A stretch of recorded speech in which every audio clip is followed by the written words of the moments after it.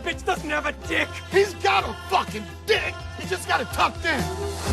Identify yourselves, motherfuckers! I'm Jay, and this is my hetero life mate, Silent Bob. Hey, you morose motherfuckers, I'm Mike. Looks like someone shit in their cereal bowls. Bong. I'm Jay. Bong. So, we were going to go see The Turning tonight, the new horror movie that just came out. But after hearing just the reviews, and not just hearing the reviews, like you don't just listen to what every review says and let Rotten Tomatoes dictate what you're going to see. But based on what they were saying about this movie, we were like, you know what we should do? We should ask Patreon what the fuck we should do. I put up because we're stupid. We can't make decisions on our own. Yeah, well, there's so much stuff. We just recorded our Color Out of Space review. We just did a review for The Gentleman, which was fucking awesome, and that's on the Revenge of the Action Movie channel, or wherever you listen to our podcast. Plug it. And but and the Jay and Silent Bob reboot just came out on for rent. And the thing is that we didn't go see this when it came out because we were like, well, it would be so much funner to do a commentary for it, because on our Patreon we have many of the Kevin Smith movies that we did full commentaries for, and we grew up on Kevin Smith movies. If you're a fan of us, a lot of our humor and dumbassery comes from Kevin Smith. Fart and dick jokes are kind of our bread and butter because of our profits, Jay and Silent Bob. Yes, exactly, man. But anyways, put a poll up on the Patreon and let them decide. And it was overwhelmingly people were like, yeah, we'd much rather have a review for Jay and Silent Bob, the reboot, than The Turning. And I still may go see The Turning, so I don't know if I don't know if you, is there any chance that you're gonna? Yeah, I read some stuff about it too. And The Turning, I'm gonna go ahead and turn myself a favor and not go see it. You got to turn in. I'm gonna turn in. I'm gonna turn my butt away from that. But I still might go see it. If I do, I'll do a written review or something, put it on the website, WeWatchMovie.com, by the way. Cool. I said it. Is that a new porn site? It is. But anyways, here we are. We just got done watching it, and shout out, by the way, to our friend Church Jackson, who sent me the movie on Voodoo to watch. So appreciate you, man. You're fucking awesome. He's the same as us, by the way. He grew up on these movies. I'm sure a lot of you guys did. Church. Jackson. But we actually have conflicting opinions a little bit about this one. Well, I'm gonna go ahead and say, like, it wasn't that I hated the movie at all. Like, there's a lot of inside jokes. There's a lot of things that tie the movies back together. And like, if you'd watched the movies from Clerks all the way up to this one, then you'll definitely get the jokes and you'll get the humor and you'll understand. But then sometimes they do, like, it's not like I didn't like the drama part of it. Like, it was okay, but it was just, sometimes it was so disjointed and it kind of took me out of it. Like, it was like, you would have, like, it was almost like a schizophrenic with mommy and daddy issues walking in and having at the same time Tourette's. Like, I want to talk about my feelings and how things don't work out the way that I want them to work. Fucking shit and cunts. And that's the way that I want to say it. But it wasn't that but they were, some of them were truly touching scenes, but it was like, if that's the movie that I want to watch, that kind of movie, I don't want to. It just felt like it was it was just fused in there sometimes, and I didn't like it. Like, I don't know what it is, man. And again, it could be very well that because I watched Color Out of Space, that it was just ruining my experience of enjoying this movie fully, because that movie really fucked with my brain cells. But at the same time, like, I don't know, man. Like, I don't know what I wanted. It was one of those things. It's not like how I felt about Dumb and Dumber.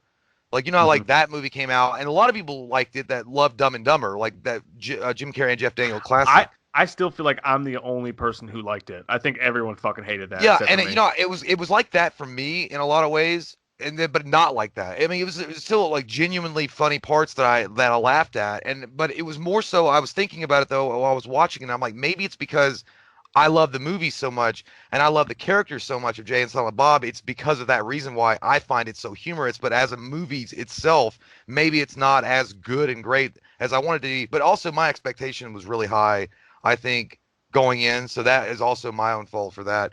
It's not as bad as Super Troopers Part 2 or anything. Like, that movie's just fucking terrible. But sometimes in the middle of this film, there's a sequence of events that happen that it just feels like it's just filler and TED Talks, and then it's like struggling to find its feet, and it's not really landing on the jokes, and they feel almost forced in, and then it picks its feet back up and starts going with it a little later on. But I didn't hate it.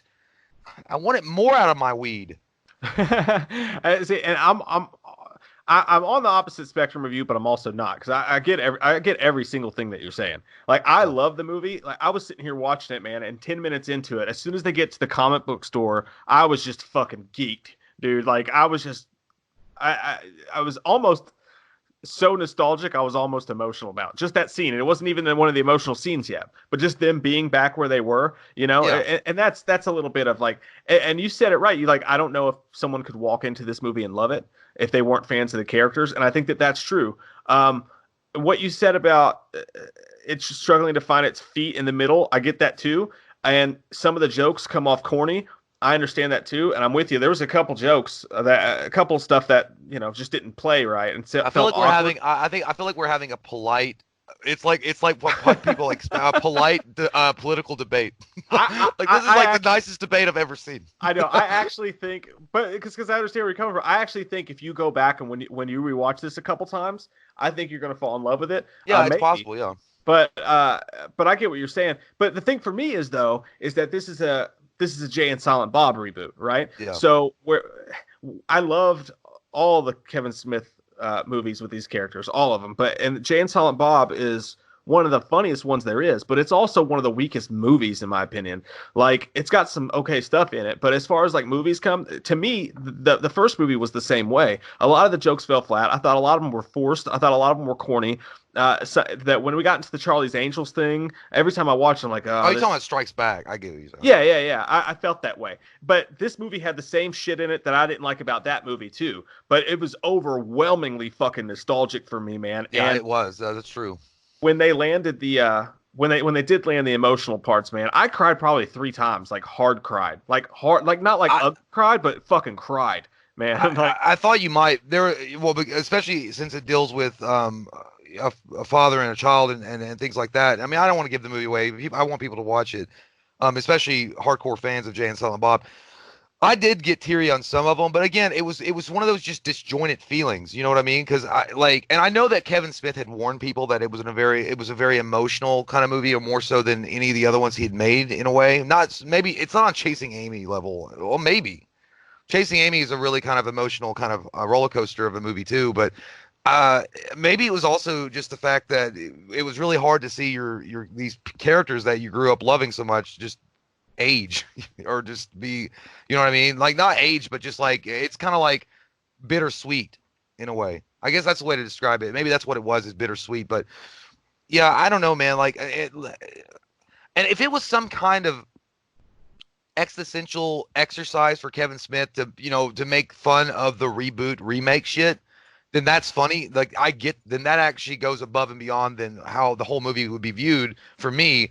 But I almost like, because there is some woke shit in that. I'm not gonna lie, there's some woke shit that's going on in the movie, and I don't know if that's Kevin Smith just making fun of it indirectly or if he's actually doing that. He actually someone tweeted him and was like, I fucking hate this movie. You threw in a bunch of social justice warrior bullshit. And Kevin Smith responded, he was like, do you not get irony?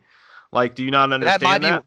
That might be what it is. It was lost on me. That's, I don't know. Maybe that's what irony was lost on me in that particular mode. And if that's what he was doing, then that's a genius streak. But I'm not 100% that's accurate, because it just felt like sometimes it was. I think it's a bit of both. Because if it's ironic and he's doing it out of irony, then I get that. But if he's doing it like the Alanis Morissette that I used the fucking term wrong in my song. Isn't it ironic? Don't you think? Then it's. Maybe he didn't actually say irony. Maybe he said something to that effect. Like, did you? I know. Well, and again, if that's the case, then I get it. But if it's not, then whatever. But either way, But I actually thought those scenes were like. So I had a couple eye rolls there too, though. Like I know exactly what scenes you're talking about. Yeah. I had a couple eye roll scenes there too. It's like, okay, how far are we going to take this? Like, how much are you? I'll just say it. There's nothing wrong with being inclusive. There's nothing wrong with any of that stuff. I'm not bothered by any of that. Like, oh shit, you better not try to make me a fucking snowflake. That's not what I'm saying. What I'm saying is, like, you can tell. What's wrong with fucking snowflakes, huh? You got something against winter, you racist fuck? I think Kevin Smith just he's trying to take my guns. I'm not trying to say that. I'm not trying to be that. What I'm trying to say is that it's annoying when it feels like someone is pandering to get pats on the back. And there was a couple moments where it started to feel like that a little bit, but they brought out funny moments. Like the chick with the recorder, when she kept inching closer and be like, oh, dude, I was fucking dying. Oh, dude, I did like that part a lot. That part was one of the more funnier scenes in the scene. He's like, what the fuck is this ring shit? Like, I was like, yeah, he goes, what the fuck is this creepy ring shit? And then there's one, he was like, where are we? And she's like, we're just outside New Orleans. He said, how the fuck did we get to Connecticut? Dude, Jay was funny. I think this might be like, I know it's hard to say, like, but as an actor, like not the character Jay, but how he landed his lines. I think this is the funniest Jason Mewes has been. Like he fucking had me rolling this entire movie, and I think he stole the show. Like he had the best lines in the movie. I think he's grown as an actor a lot, as far as like when he started with Clerks all the way up till now, for sure. Yeah, I did, but it was sometimes. I think that the jokes they were making about, you know, you know, again, that would be the joke. He's like, about reboots. He's like, let's just do the same shit and then have people pay for it, but it's just slightly different. And, you know, it was all over the place. Like, yeah, and that's what I mean. I feel like they were trying to do some of the old jokes, and like I mean, I liked it. I thought it was funny, but sometimes it was like, it might be a little bit played out here. Like, I don't know, but it was still, I mean, Jason Mewes is like, yeah, he's definitely grown as an actor. And I could see that he cared about the movie, and like, and those emotional moments that, you never saw those with Jason Mewes ever as the character of Jay. So when he's able to pull those off, he does it really well. Yeah. And then Kevin Smith, you know, it's Kevin Smith. So, I mean, you know, he's a good actor and a director and a writer. So, I mean, I really wasn't worried about him not being able to handle those lines. The one that I thought was one of the cooler cameos, Matt Damon was up there when he reappeared as Loki, because I know that's not a spoiler. I mean, it's not really yeah. So yeah, that's a cool scene. That's actually pretty decent, and you get a little bit of closure on Dogma, a little bit, not much, but you get some. But I loved I actually did dig the fuck out of the Ben Affleck cameo. I won't say what they did there, because that is a spoiler. But the way that they tied some of those movies together, fucking cool, man. That was like so classic cool shit. That was some good stuff. And then not only with an emotional gut punch. Yeah, it had that, and then it had the fucking it had perfect comedy bits in there, because you know, Ben Affleck's able to make fun of himself and some of his other films, but it's also the music cues. Did you hear the music cue when he came? Dude, I was like, holy fuck, it's badass. Yeah, like, I like the Clerks one too. Like, there's one scene where it kind of, you know, pays homage to Clerks, but not so much as that particular moment with Ben Affleck. I'm like, man, that is some good writing. That's some fucking good shit. I honestly feel like, and again, we can't really talk about it because it's a spoiler, but I honestly feel like after that moment, after that big moment right there, that really amazingly done dialogue and tie-in scene. I mean, that was like fucking the Avengers Endgame of Kevin Smith movies right there for a second. But right after that, the stage stuff and the Comic-Con stuff, I almost could have done without it. But again, I can't really knock it and say Kevin Smith's lost, or this movie isn't as good as the other ones, because I felt the same fucking way about Jay and Silent Bob Strike Back when they did the whole like nut puncher thing. I was like, it's just a little too much. Well, I think that overall, like, I mean, it's not like, in my opinion, it's not like Kevin Smith's masterpiece film by any stretch, but I still think that even in the Askew universe, like, it's gonna rank lower than what some people might put it at. I mean, I know a lot of people love Jay and Silent Bob Strike Back, and I think it's fucking hilarious from, you know, beginning to end, but there are some parts in that I'm like, yeah, I still, like, to this day, you know, it's, you know, Clerks and then Mallrats, not like in order, but like Clerks, Mallrats, Dogma, those films are like up there. Chasing Amy, those films are like up there, like they just circle each other how good they are. The later films that came after that, Kevin Smith got more experience and he started coming out with different films.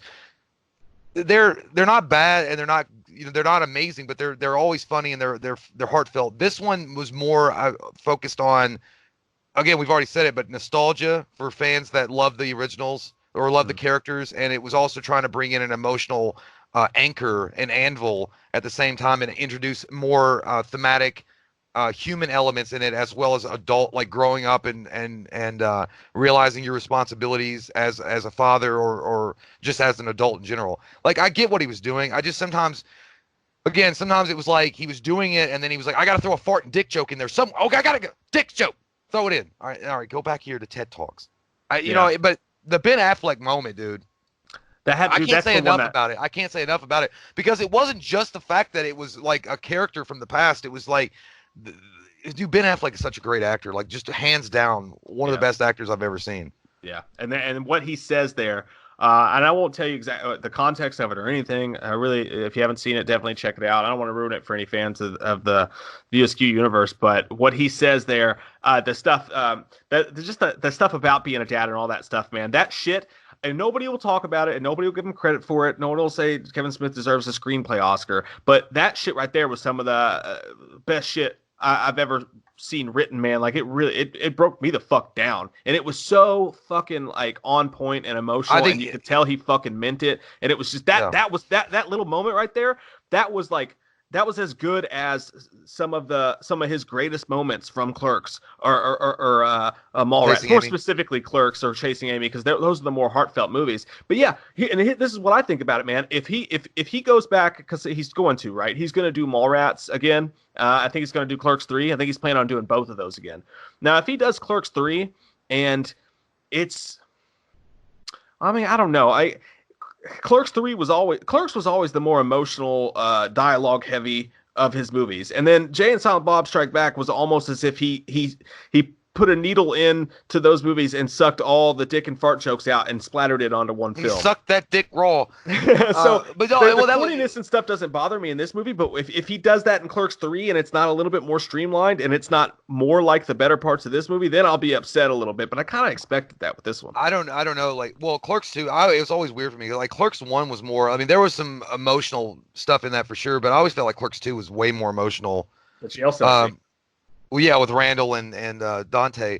And Clerks 1 obviously was heavy on that, but it was more about like just accepting responsibilities for your actions and, you know, your lot in life and where you are, you can change it if you want. It's not being such a dickhead. Yeah. And like, I think that Clerks 1 still has some of the best dialogue Kevin Smith has ever wrote. And that's when he was like a kid and he was writing that shit. Like, I mean, that was, Chasing Amy is up there too, but Clerks 1, just how people deal with life, just fucking, it was brilliant. But yeah, I don't know, I don't know, man. Like, it just seems like overall this movie is really good, and it's not really good. It's okay for me. But there are some really good moments in it, and the cameos are amazing and they're on point. And I think that when you were talking about the Ben Affleck, you know, and like how emotionally raw it was in a lot of ways, it was just honest. And like it felt like it was like the way that Ben Affleck delivered it was like almost like Ben Affleck was delivering it in a way that, you know, he's like, I had to go through. Like, for him, he was like, he went through his own struggles in life and was able to implement that in that particular scene with that character. Yeah. Yeah, I mean, he even threw, but he also landed, Jason Mewes too, but he also landed the jokes too. Like, when the joke happened, he's like, you guys are like fucking slot machines. Hey, say something else so I can steal that shit. Yeah.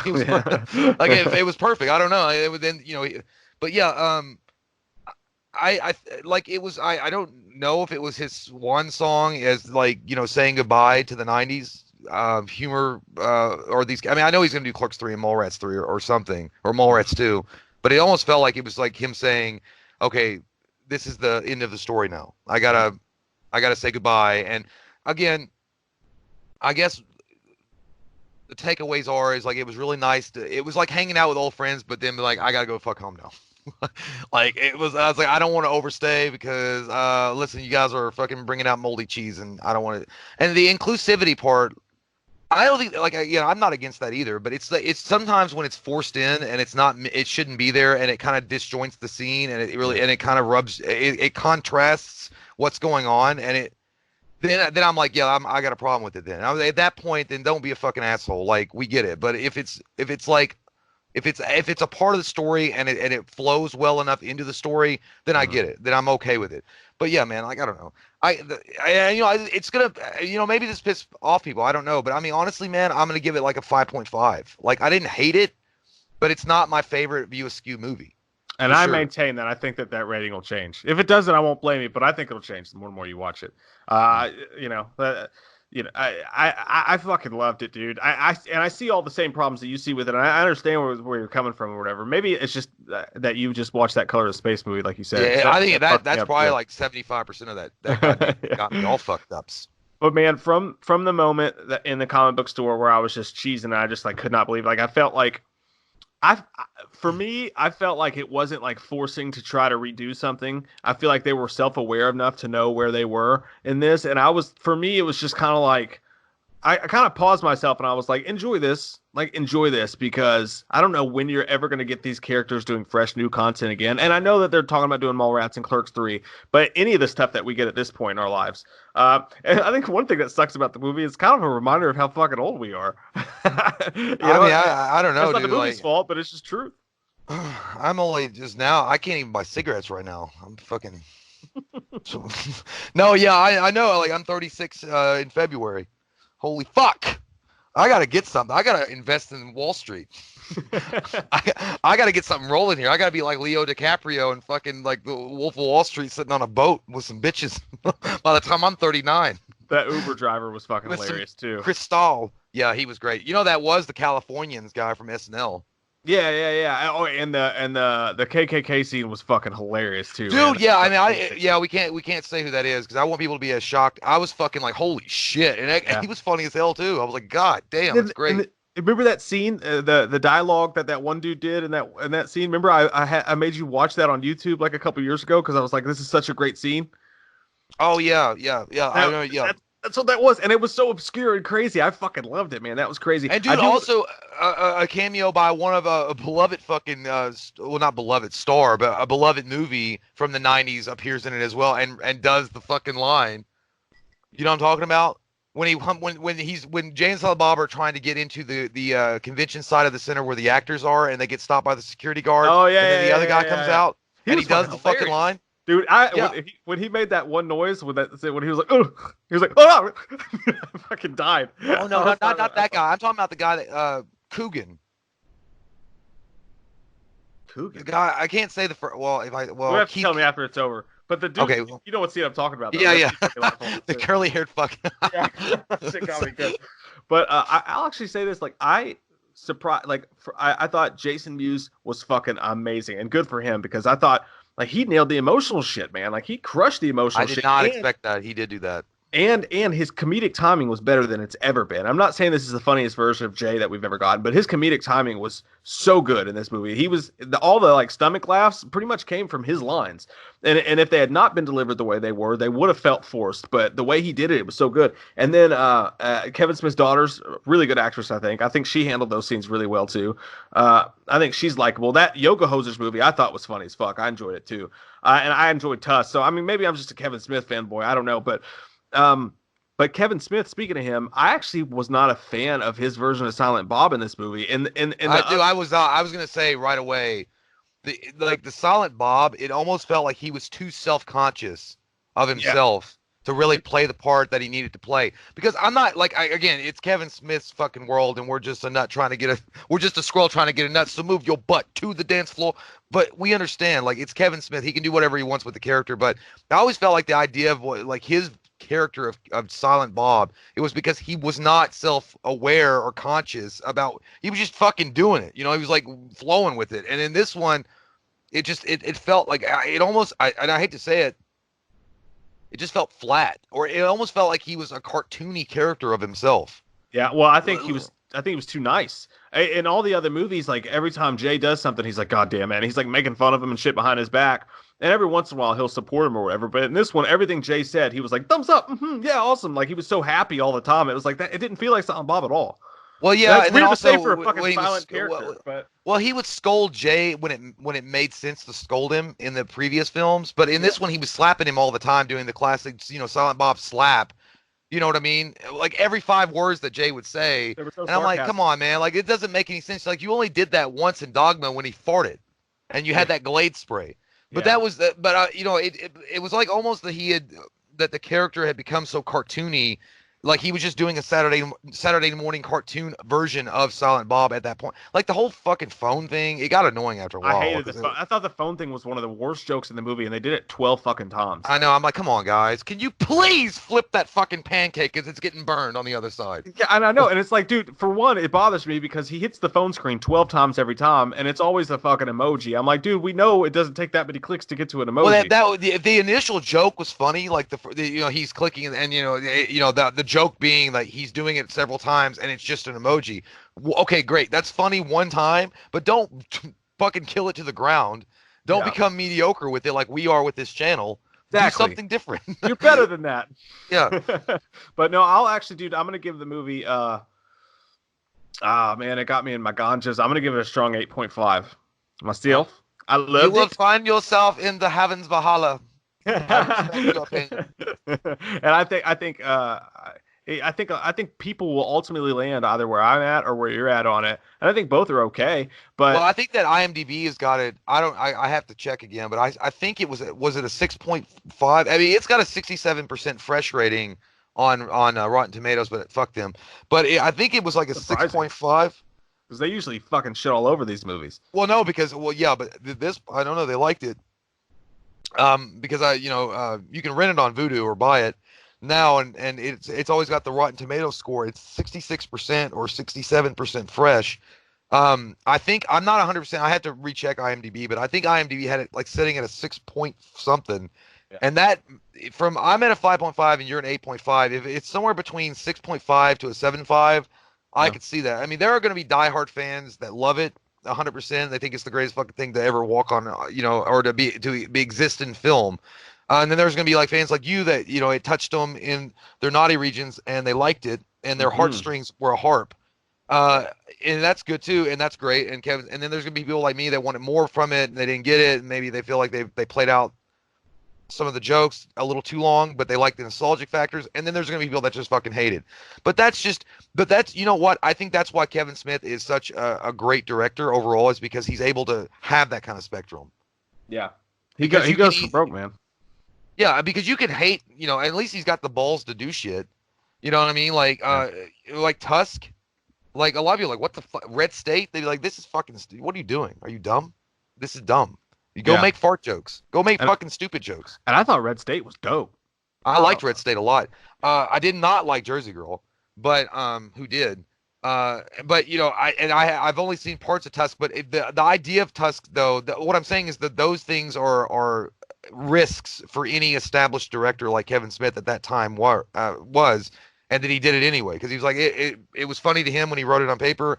He probably had a fun time filming it, except for Cop Out with Bruce Willis, because Bruce Willis took a shit in his mouth apparently over and over again. Yeah. But I gotta respect Kevin Smith, man. Like, he stayed relevant, which is hard to do, especially with you banking on characters you made in like 1997. Yeah, and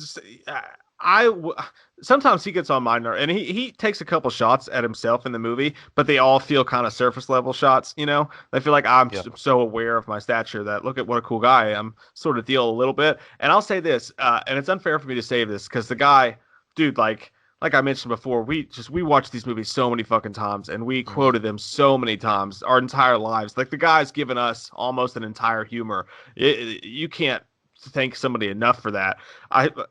Keep that in mind when I say this, but at the same time, him now, I appreciate when he makes movies a lot, because sometimes it seems like him as a person kind of seems to rely on what he's done rather than doing more. So he wants to do the podcasting, and he wants to do YouTube, and he wants to do stuff like that, and that's fine. But it's like, dude, but you're a director. Like, make stuff. Like, do content. Like, this is you can be a fan and a director, I guess. But I guess I don't even know what I'm saying. Sometimes he gets on my nerves when he's not making movies. I guess what I'm saying. Like, there's something about the way he does things when he's not. I don't know what the fuck I'm saying, man. I don't know. I get what you're saying. Yeah, Kevin Smith is he's an interesting character overall. Like, as far as like a director and a writer, like, he's got one foot in both doors. He's good in a lot of ways, but yeah, I can see where he could come across as annoying and preachy sometimes, and more involved in his own legacy or his own stardom sometimes. I don't know, and that's really that might be a shitty thing to say, but it's sometimes true. But yeah, I mean, I'm thankful for the motherfucker, like I am, because I mean, again, he's like you said, we watched the shit out of those movies. Like, they pretty much encapsulated what it was like to grow up in the 90s, and he got it. Like, he understood. Because when he made those movies, when Clerks came out, it was 94. Like, I said 97. It was 94 or 95 when Clerks came out. So I was 10 years old, 11 years old in 94, 95.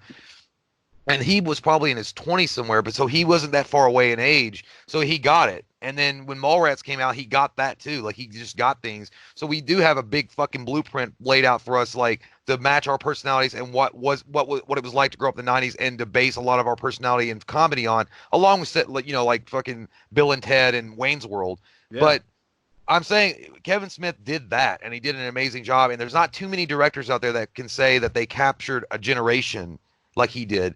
But sometimes, nowadays anyway, it seems that the jort-wearing motherfucker is a little bit sometimes too much in love with himself. Sometimes. And that might just be my perspective, or sometimes when I listen to him talk, like, I don't know. I could say the same thing about Quentin Tarantino sometimes.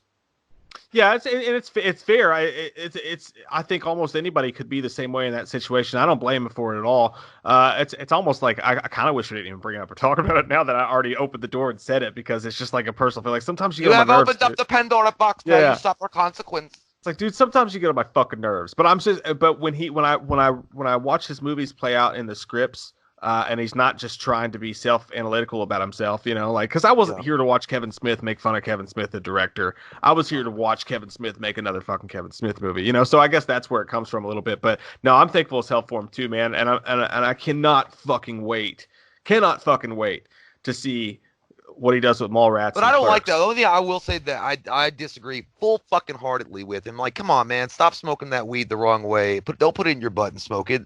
Smoke it normal. Why is he like? Don't tour around with the fucking, like, release the goddamn thing. Like, just release it for everybody to go see. Don't limit it, run it. Don't put it out for just a little bit. Let everybody go see it. You know what I mean? Like, put it out like Mallrats or fucking Chasing Amy or whatever. If it tanks, it tanks. But let it have a chance. I don't like that. I get both sides of the fence. I would have rather just been out there for everybody to see and balls out, and let's do it old school style. And like, this is my movie. This is what it's going to do and what it's going to do. Stand by your project, man. And it's annoying as a fan to be like, okay, when can I watch this? Is it coming to my city? Do I have to go do a Q&A with them? Do I have to do this? Like, is it coming to VOD at this point? That was annoying. But again, I also don't think that was their fault. That may have been the only way he could have got a release deal. They could have been like, there's no way that we'll release this movie out to all these theaters. If you want to release your movie, here's how we can do it. And maybe that was the only way that was economically viable for them to get it done. But it was, as a fan, super annoying. I would say that would be correct, except the fact that he is Kevin Smith, and it is another Jay and Silent Bob movie, and they know those fucking things sell like hotcakes. I mean, they know they do. I mean, if he was like an unknown or something, Clerks I get. Even Mallrats was probably like hard for him to really get out, because Clerks was an underground kind of success for him, and then it got big over time, and then Mallrats came out. But I'm just saying, like, I just felt like he was trying to do an artsy fucking fartsy project with it or something. I'm like, dude, don't do that. Like, just fucking release the bitch, or release it straight to DVD or something. But I mean, that's the time we're living in, I guess at the same time. But as a fan, that was fucking annoying. I'm with you. It was. That was annoying. Yes, it was. But whatever. I still like his trench coat. Yeah, but as far as the movie goes, dude, I'll end it with this. I actually, when we get done shooting this podcast, for one, I'm going to show it to my wife soon. Even though she hates these movies, I don't know why I force her to watch them all the time, but I'm going to force her to watch it. It's just what you do, you know what I mean? But I'll say this: there's a good chance, honestly, when we get done with this podcast, that I'm going to turn it on and watch it over again tonight. I thought you were going to say you were going to jack off on Pornhub for a while. Is that not what I said? That's what I was thinking. I'm already doing it, so that's weird. Shit, it wasn't on mute when I said that. Damn. I could hear it. I wasn't going to say Inside anything. voice. Oh yeah, that was the beeping. It was your mechanical dick. That was that beep beep beep. Those were my hot pockets. I gotta go get those too. Delicious. Yeah. So, but yeah. We love your fucking faces. What did you guys think about the movie? Comment down below. And again, not trying to pump it too much, but if you're really into this and you're like, oh my God, I had no idea that Kevin Smith movies were so important to these guys. They are, and we've actually done a whole bunch of the commentaries for the movies, like Clerks, Mallrats, all that shit's on our Patreon for you to go check out if you want to. It's in the link below. But we never did Jersey Girl, son of a bitch. You should fucking do it. I'll do it. I don't want to go back into that cavern. We didn't do the other one either, which that would I feel like be kind of a fun one to do. Chasing Amy. We never did that. That's a big one. I thought we did do Chasing Amy. No, man, we didn't do Chasing Amy. Oh yeah, because they have that like point where Banky and Holden almost like do it, and then it make us look at each other weird. Yeah, we always get really turned on. Like maybe we should be closer friends. Yeah, we should Hulu and hump. That was fucking nasty. I was like, what do you mean you do that? All right, man. We love your fucking faces. If you're new to the channel, click that subscribe button and get some goddamn wham up in you. Boo boo kitty fucks. Bong. Oh. We watched a movie. Yeah. We watched a movie. We watched it. We watched a movie.